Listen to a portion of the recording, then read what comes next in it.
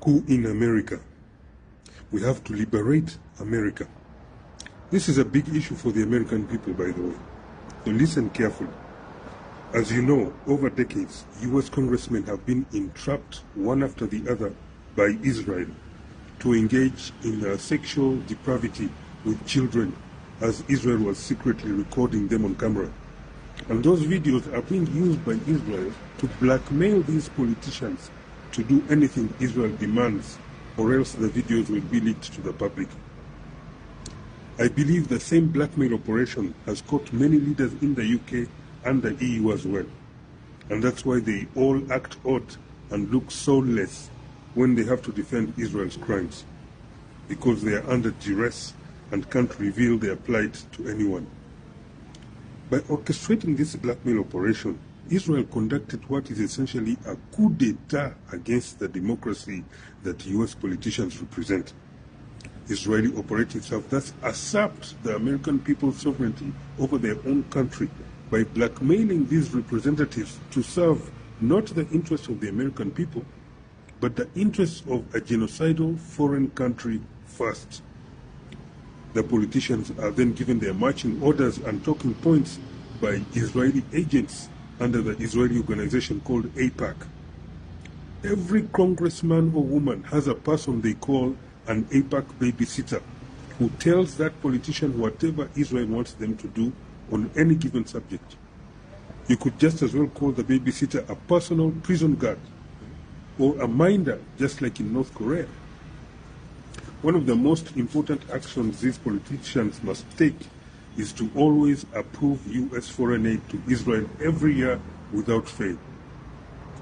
But after the money reaches Israel, part of it is then sent back to America from Israel to be used by AIPAC to buy more US politicians and also fund the election campaigns of the other politicians who are already under Israeli blackmail, so that they continue serving Israel in Congress to vote for more foreign aid to Israel, which the politicians will again receive more kickbacks from.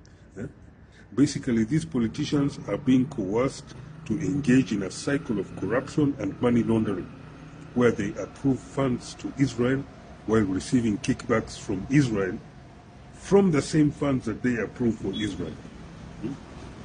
These are federal crimes under US law. Now, besides approving money for Israel, they must also defend any action that Israel takes in the Middle East, be it genocide, air attacks on neighboring countries, or forced starvation on Palestinian children. This has been revealed by UK politician Jeremy Corbyn, who refused outright to be part of this scheme.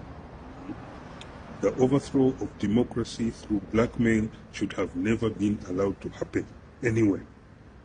And all US congressmen who are compromised by this Israeli blackmail coup should actually report themselves to authorities, or else the people and the victims of their sexual depravity should make these politicians face the real risk of being deemed as willing treason collaborators against the people, right? Against the American people's sovereignty, against democracy, and against America itself, for not reporting blackmail, which is also a serious federal crime under US law.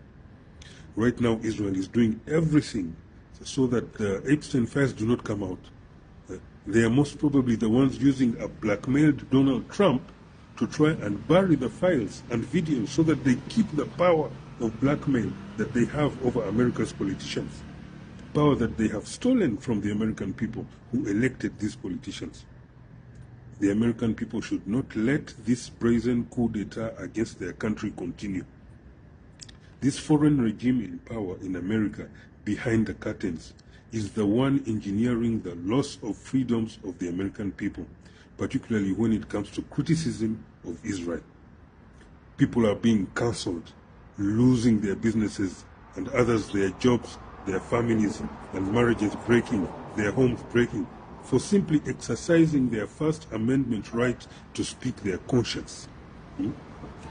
This regime is leading the US down a slope that culminates in not only the end of America as a free country for all its citizens.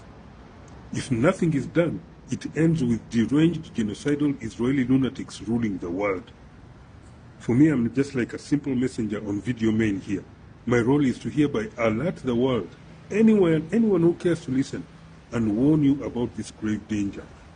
Save this video before it gets removed and share it with the American and European people who might not be aware of the full scale and magnitude of this coup against their democracy. Thank you.